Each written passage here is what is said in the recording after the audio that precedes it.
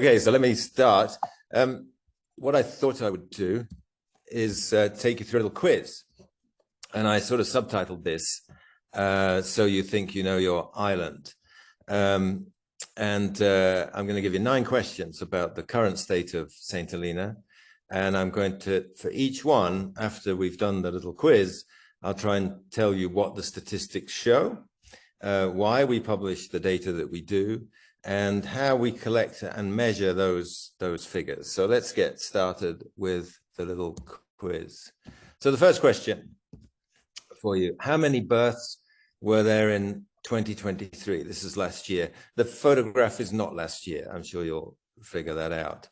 But that's the only birth photograph that I could find. Was it? Where's my little thing gone? Sorry, I just got to move my screen here. Was it 35? Was it 26? Or was it 19? It was 19, which I think is one of the all-time low figures on St. Helena. This is a little chart of births and deaths on St. Helena since 1970.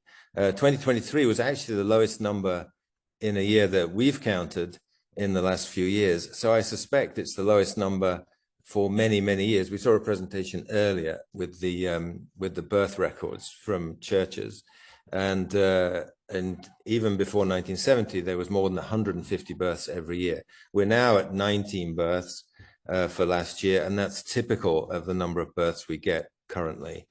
Since 2000, the number of deaths has been higher than the number of births. Main causes: falling numbers of women and falling numbers of children per women, but it's the falling numbers of women that's most important. So why do we measure this particular figure? Understanding the number of births and deaths each year, vital for planning essential services, as I'm sure you'll understand, like education. We've just been hearing about some of that, and health. How do we do it? Births and deaths are recorded on birth and death certificates and in official birth and death registers. As we heard earlier, they used to be recorded in parish records. They're no longer the primary method to do that. Second question: the number of people living on St. Helena in 2024, I think we measured this at the end of September 2024, is about 3,500, 4,000, or 4,500. Give you a little minute to think about that. On the right there's a proclamation. That's actually the proclamation for the 1831 census on St. Helena, of which, by the way, the data I cannot find. If anybody ever has data from the 1831 census, please do let me know. We have them from about 1851 onwards, but we know there was one in 1831, possibly in 1841. Anyway, the number of people living on St. Helena in 2024 is just about 4,000. That includes St. Helenians and non-St. Helenians. There's about 200 plus non-St. Helenians currently living on the island. This is a little chart of the census figures on St. Helena since about 1861. Others have talked about this drop, this kind of depression in the late 19th century. And the population dropped as people emigrated. But since the start of the 20th century, the population gradually increased to its peak at around about 1976, 86, when it was just under 6,000. And today it's dropped to about 4,000. And you can see there, I've just highlighted that, that little bit at the end. Since 2010, we're able to calculate the number of people living on St. Helena every month. In fact, I can tell you every day. Because we combine the census records with the immigration records. And that's where we get those data from. We take the census, we add the arrivals, we take away the departures, we add the births, and we take away the deaths. It's a bit more complicated than that, but that's how we do it. Third question: of those people aged below 80, the 5-year age group with the lowest St. Helenian resident population at the end of September 2024 is A, 0 to 4, B, 20 to 24, or C, 75 to 79. And here's there's a picture of some of the population of St. Helena, probably in about 1970 or so, 1970, 1980. Some people might recognize some of those folks. So the answer to that: 20 to 24 years is the smallest age group currently, slightly bigger than 0 to 4, and quite a bit less than 75 to 79. 100 years ago, this would have been 75 to 79 without any question. Here's a population pyramid. Some people will recognize these kinds of charts. It's just the population by age group. Female on the left, male on the right. This is the end of September 2024. It's the people living on the island. You can see there, 2024 is the smallest group. 50, actually 0 to 4 is the second smallest group. 75 to 79, nowhere close to being the smallest group. It's now one of the largest groups. But as I say, about in 1976, I think, in fact, I've put the figures up there. There were only 93 in that group altogether. Currently, there are about 260 people in that group. But in 1976, there were 559 in the 0 to 4 age group. Currently, they're at 118. That's a quarter of the size. So you can see that the groups in the oldest population have multiplied by a number, and the groups in the younger age groups have shrunk. That's a typical thing we see of an aging population. You may have heard that a lot on St. Helena, how the population is aging. That's a crucial thing to know because it affects all sorts of things. People who gather tax aren't very happy about that because less people of working age means less people paying taxes, for example. How do we do it? We combine the records from the census with the immigration data and the births and deaths register, as I said before. And we can now estimate the number of people by age and sex on any given day since 2021. That's provided that we still get data from immigration and the births and deaths records, crucially important for this. Fourth question. This is a picture of the Queen when she was the princess, of course, arriving on St. Helena. So since 2010, there have been A, more people arriving than leaving, B, about the same number arriving as leaving, C, more people departing than leaving. And the answer to this is, give it a minute to think about that. A bit surprising. People are always surprised with this answer. More people have arrived on St. Helena than have left St. Helena since 2010. If we look at the chart, this is a chart of the cumulative arrivals less departures since 2010, from 2010 to 2024. And you can see it increased. It increased in sort of 2012, 2013 because of the airport construction as people came to build it. More people came than left during that period. And then since the airport started, we've had a slow decrease in the population due to more departures than arrivals.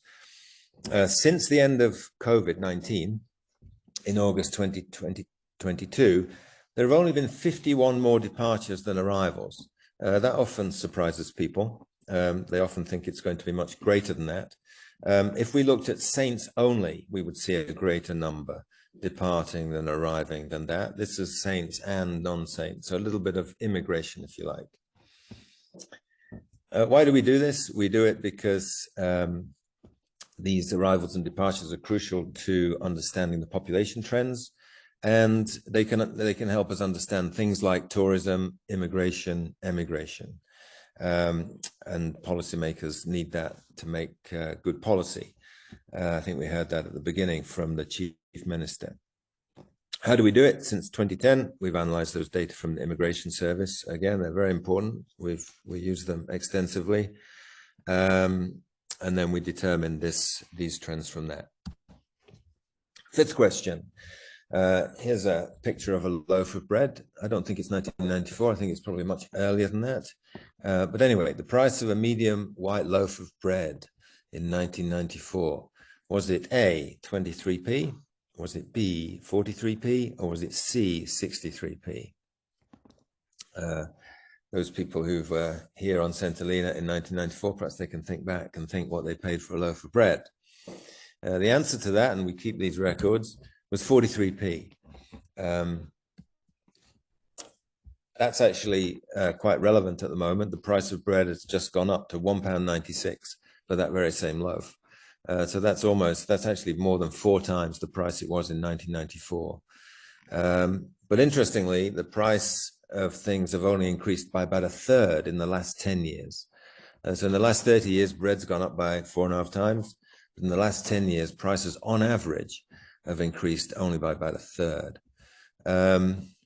Why do we measure prices? Because measures of price increases are very important for managing the economy. They're among the most used things that we statisticians produce. I think most people are touched by measures of inflation, whether it's about establishing their wage levels and doing wage bargaining with their employer, whether it's about setting pensions. I think in the UK, there's a triple lock on the state pension, which uses the measure of inflation in that. And typically things like contract payments, you know, how much is the contract going to be paid next year, given the impact of inflation, price increases. How do we do it? Every quarter, we basically measure a shopping basket of goods, a representative one. We assess that representative basket of goods using a consumer household expenditure survey. We just did one of those last year on St. Helena. On the right is the basic categories of things that we have in that basket. We've got energy, alcohol and tobacco, clothing, food, transport, housing, household goods and services, miscellaneous goods and services, and communications. And this shows the increase in the last 10 years. Household energy has gone up the most. That's basically electricity. Alcohol and tobacco because of customs duties on that. And then down at the bottom, you've got one, communications, which has actually decreased in price. And that's because, of course, we had this new broadband internet using the cable service much faster for the same price. Question 6. Of these 3 countries, St. Helena's GDP per person is closest to A, Mauritius, B, South Africa, or C, the UK. Here's a bit of an economy going on, by the way. The ship is a bale of flax. Somebody was talking about flax production, I think, earlier. Here's a bale of flax, probably in the 50s or 60s, being exported, I think, mostly to make rope. And of course, it stopped quite soon after that. Anyway, the answer to that is Mauritius. Mauritius is closest in value to GDP per capita to St. Helena. Here's a chart of that. The blue line is the UK. The black line is St. Helena as we measure it. Mauritius is the green line and South Africa is the red line. So actually the UK is quite far ahead of St. Helena, probably 3 to 4 times as high in terms of GDP per capita. And South Africa is just a bit below St. Helena.